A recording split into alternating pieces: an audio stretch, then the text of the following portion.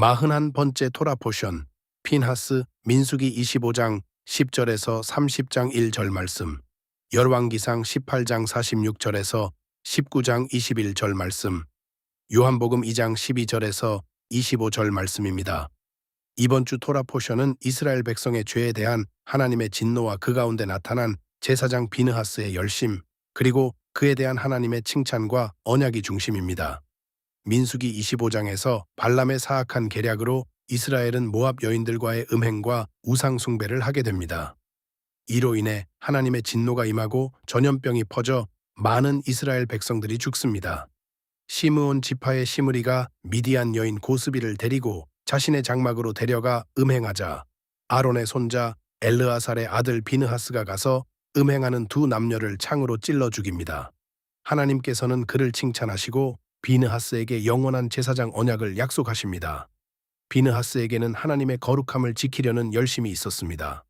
그러므로 하나님께서 보시기에 이것은 생명을 죽인 살인 사건이 아니라 하나님의 공의를 회복하고 죄를 중단시키는 중재자로서 제사장적 역할을 감당한 사건인 것입니다. 그 결과 하나님의 진노가 멈추고 수많은 백성들이 죽음을 면하게 됩니다. 민수기 25장 11절에서 13절 말씀입니다. 제사장 아론의 손자 엘르아살의 아들 비느하스가 내 질투심으로 질투하여 이스라엘 자손 중에서 내 노를 돌이켜서 내 질투심으로 그들을 소멸하지 않게 하였도다. 그러므로 말하라, 내가 그에게 내 평화의 언약을 주리니 그와 그의 후손에게 영원한 제사장 직분의 언약이라. 그가 그의 하나님을 위하여 질투하여 이스라엘 자손을 속죄하였음이니라.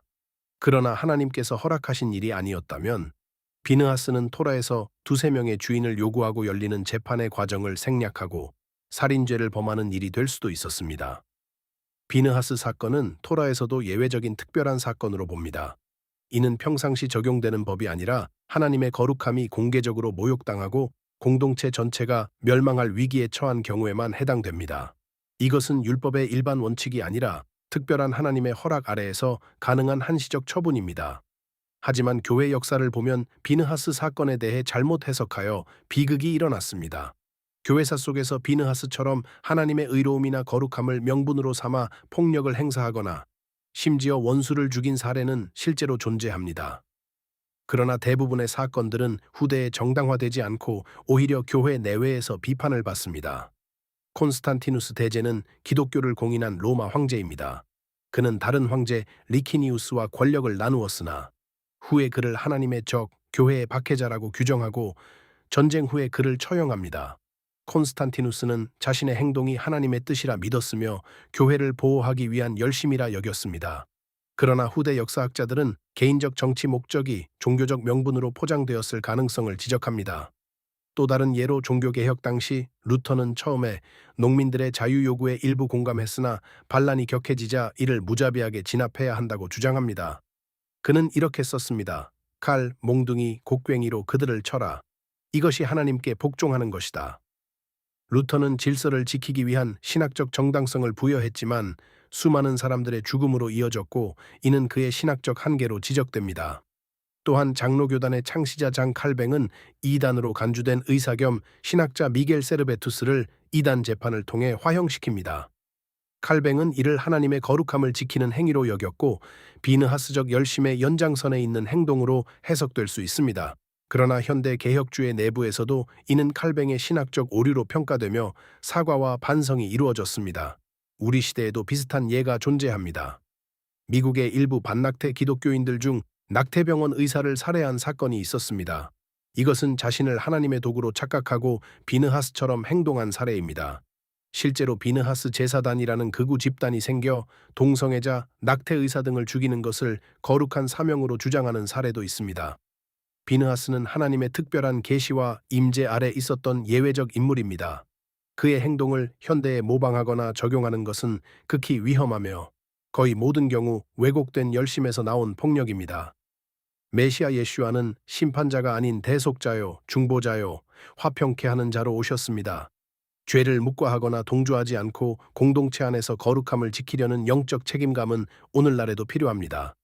하지만 다만 방법은 심판이 아니라 권면, 회개, 기도, 사랑의 진리 말하기로 바뀌어야 합니다. 왜냐하면 재판권, 심판권은 하나님의 전유물이기 때문입니다. 로마서 12장 19절 말씀입니다.